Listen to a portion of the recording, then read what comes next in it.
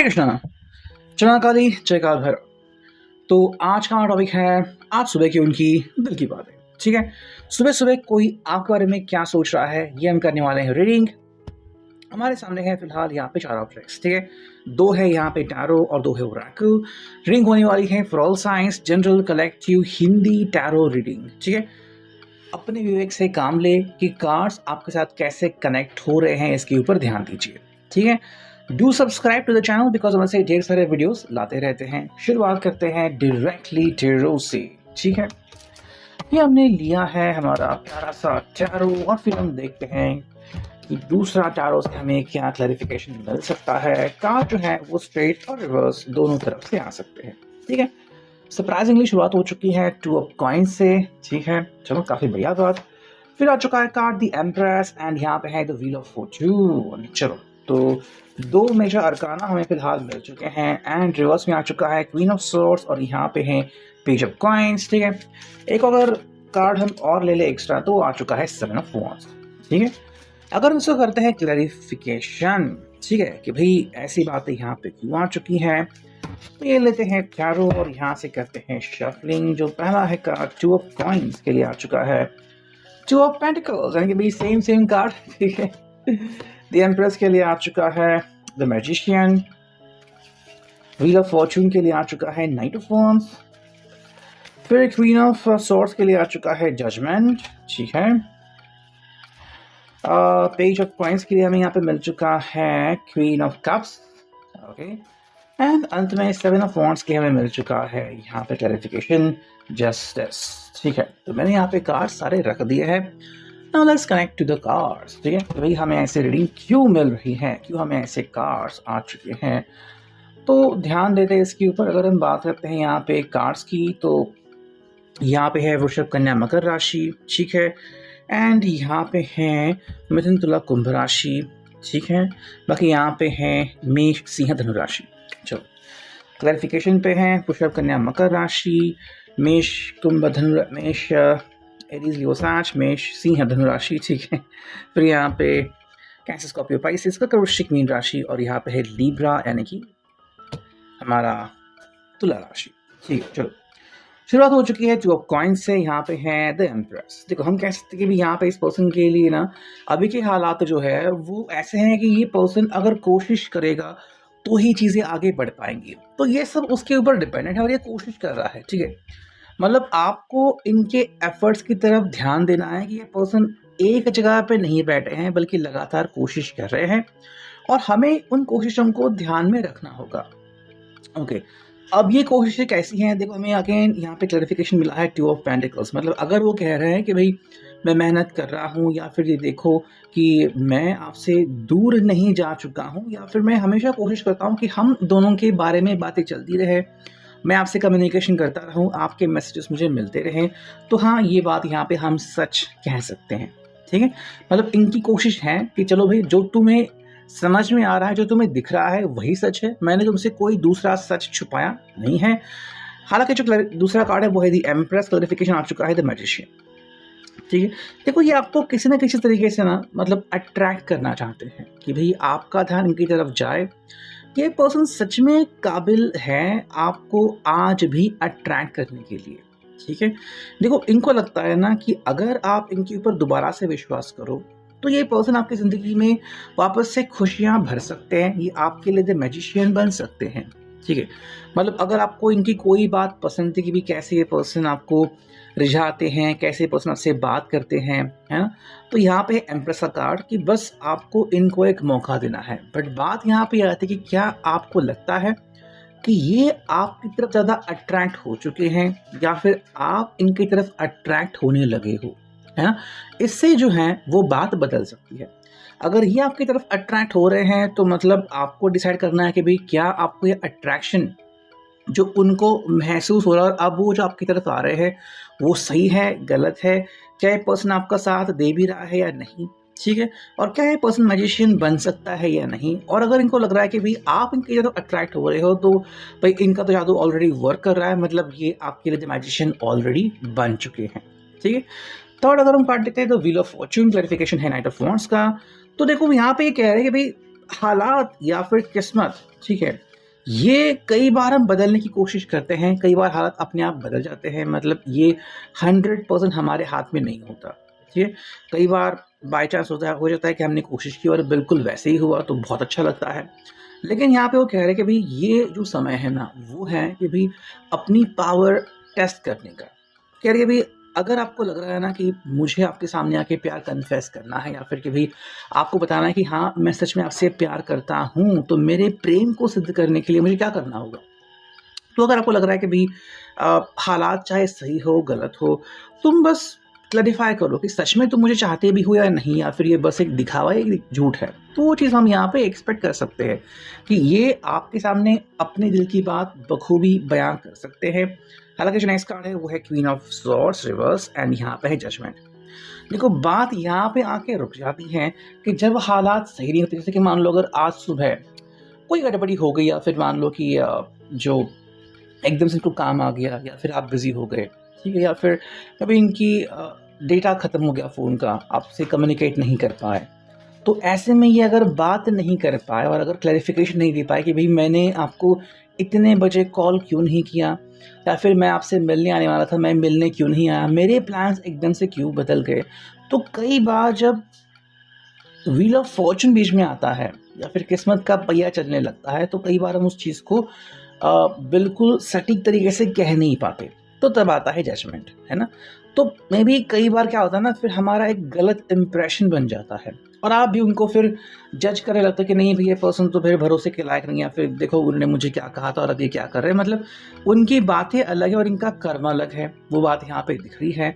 साथ में है पेज ऑफ कप्स का, पेज ऑफ कॉइन्स का कार्ड जो कि है रिवर्स में, और यहाँ पे आ गया क्लैरिफिकेशन क्वीन ऑफ कप्स, ठीक है?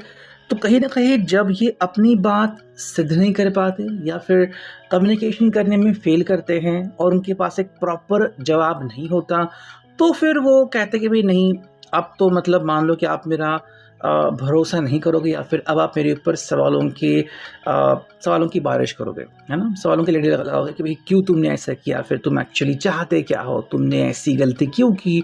तो यहाँ पे आ रहा है कार्ड क्वीन ऑफ कप्स, ये इमोशनली आपको ये हैंडल करना चाहते हैं। देखो बात यहाँ पे ये आती है कि ये कह रहा है कि हालात मेरे काबू में नहीं है, जितना मुझसे बन पड़ेगा मैं कर रहा हूँ, क्लैरिफिकेशन भी वही आ गया है। लेकिन बात कहाँ पे बदलती है, जब ये अपनी कही हुई बात पे अड़िग नहीं रहते, तब जाके बातें बदलती है। सिंपल से वो बस इतना कह रहा है कि भाई देखो, वो इमोशनली आपको हैंडल करना चाहते हैं कि देखो भाई कुछ चीज़ें मेरे हाथ में नहीं है, फिर भी मैंने कोशिश की। अंत में जो कार्ड मिला है वो है 7 ऑफ वांड्स और क्लैरिफिकेशन आ चुका है जस्टिस, ठीक है? यहाँ पे हमें 2 कार्ड्स मिले हैं, जो पहले भी होता था रेडीमेड जजमेंट के साथ जस्टिस आता था। तो यहाँ पे देखो ये कह रहा है कि आतताईपना मत करो, एकदम से आप मतलब कन्क्लूजन पे मत जाओ कि भई अब तो सब कुछ खत्म, या फिर नहीं आज तो मुझे दिन भर इनसे बात नहीं करनी है। कह रहे कि देखो इनके आसपास कई ऐसी चीज़ें हैं जो इनको तकलीफ़ पहुँचा रही है या फिर जो नहीं चाहते कि आप दोनों मिल जाएँ, ठीक है? या फिर हालात जो है वो इनको आपसे दूर करने में लगा है। तो यहाँ पे आपको ये समझना है कि जस्टिस यहाँ पे हो रहा है या नहीं, और अगर नहीं हो रहा है तो कैसे आप जस्टिस कर सकते हो, ठीक है? तो ये बात यहाँ पे जाननी काफ़ी इम्पोर्टेंट है कि ट्रस्ट इज़ वेरी इम्पोर्टेंट।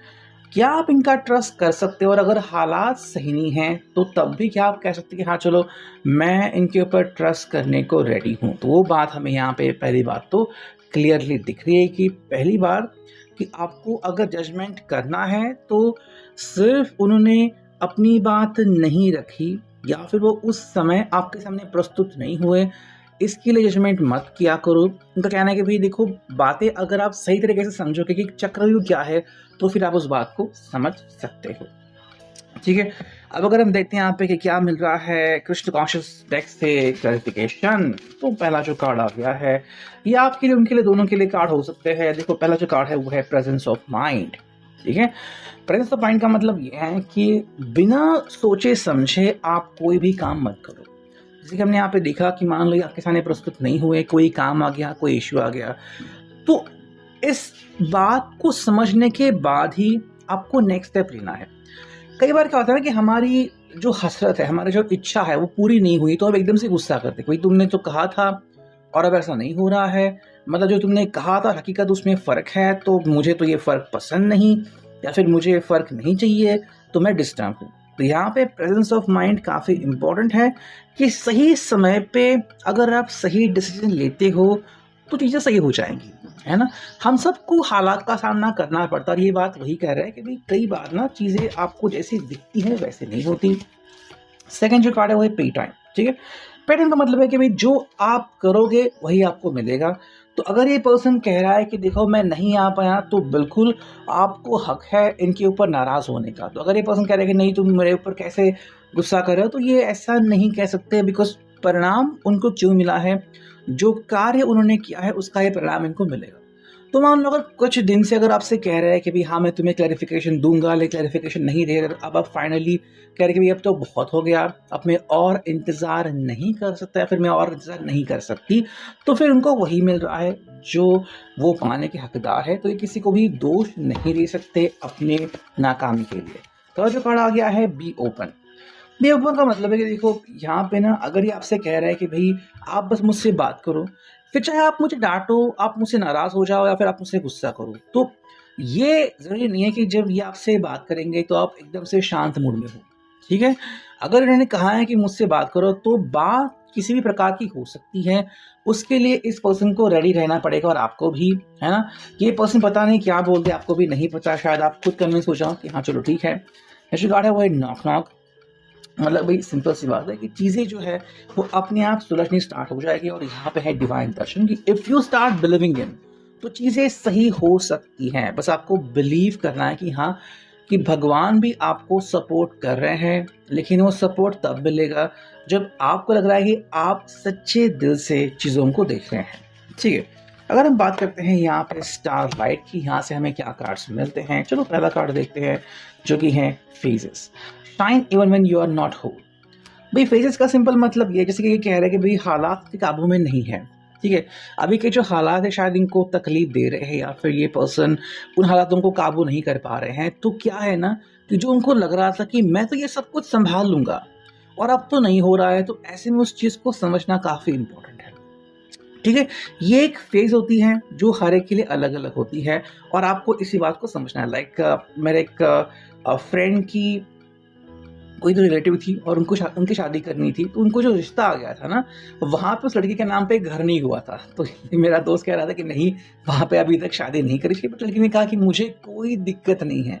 तो देखो यहाँ पे उसके हिसाब से फेज अलग है, वो प्यार में थी और यहाँ पे लड़का कह रहा है कि नहीं मुझे तो नहीं लग रहा कि जब तक वो डॉक्यूमेंटेड हो जाए आपको ये करना चाहिए। तो हर एक की जो प्रेजेंस ऑफ माइंड है, हर एक की जो सोच है वो अलग अलग होती है और उसी के अनुसार हम बातों को देखते रहते हैं। सेकंड जो कार्ड हमें मिला है वो है नेविगेट, ठीक है। नेविगेट का मतलब ये है कि भाई हमें आगे बढ़ते रहना होता है, ठीक है। कई लोग जो होते हैं ना वो एक जगह पे रुकते हैं कि नहीं मेरा तो ब्रेकअप हो गया, अब मैं कैसे आगे बढ़ूँ, या फिर ज़िंदगी में क्या होगा, या फिर भाई जॉब चली गई। नहीं, ऐसा नहीं है। आपको ना अलग अलग साइंस और सिंबल्स मिलते रहते हैं। हाँ, आप ये ज़रूर कह सकते हैं कि भाई मेरी डायरेक्शन सबसे शायद अलग हो सकती है या फिर जो मेरा चलने का समय है वो अलग है। लाइक कई लोग होते हैं एकदम से फटाक से डिसीजन लेते हैं कि भाई चलो मैंने डिसीजन ले लिया, मैंने ये किया एकदम से, मतलब मेरी गति तीव्र है, ठीक है। तो गति हर एक के लिए अलग अलग हो सकती है, बट नेविगेशन तो हर एक व्यक्ति को करना ही पड़ता है। नेक्स्ट अगर हम देखते हैं कि हमें यहाँ पे क्या कार्ड मिले हैं, गॉड ब्लेस यू। तो कार्ड आ चुका है सेल्फ केयर, ठीक है। मतलब अगर आपको लग रहा है कि भाई आप दोनों जो है वो काफ़ी ज़्यादा आप खुद को सप्रेस कर रहे हो या फिर आपकी तरफ ध्यान नहीं दे रहे हो, तो एक गलत बात है। आपको फिलहाल अपने ऊपर ध्यान देने की सख्त ज़रूरत है। और जो फोर्थ कार्ड है वो है डार्क साइड। डार्क साइड का मतलब सिंपल इतना है कि मान लो अगर आपको गुस्सा करने की आदत है, तो आप अपने प्रेम के ऊपर ही गुस्सा कर रहे हो ना, जिसको आप चाहते हो उसके ऊपर गुस्सा कर रहे हो, तो ये कोई ऐसी बहुत बड़ी बात नहीं है। तो अगर आप इस बात को छुपा रहे हो तो फिर बाद में ये आपको तकलीफ दे सकता है। इससे पहले कि आपको बस ये क्लियर करना कि भाई हाँ ये चीज़ें हैं जो है मुझ में। लाइक आप में भी गुस्सा करते हो या फिर आप एकदम से शांत रहते हो, आप में भी फ़ोन रिसीव नहीं करते, है ना, या फिर आप मुंह फुला के बैठते हो, या फिर आप उनके ऊपर सवाल डालते हो, या फिर आप उनके ऊपर ट्रस्ट करना बंद करते हो। ये चीज़ें अगर हैं जो कि आपके हिसाब से डार्क साइड है आपकी, तो ये है, ठीक है। सामने वाले व्यक्ति को ये चीज़ कन्फेस होनी चाहिए कि हाँ भाई ऐसी बातें हो और मुझे अगर ये पर्सन चाहिए तो मुझे इस पर्सन को इस हालात में ही स्वीकारना होगा। मैं ये नहीं कह सकता कि भाई तुम अपनी डार्क साइड को छोड़ दो और फिर मेरे पास आ जाओ, ठीक है। तो आई थिंक ये बात यहाँ पे फिलहाल हो रही है। तो अभी के लिए reading, I hope it was right.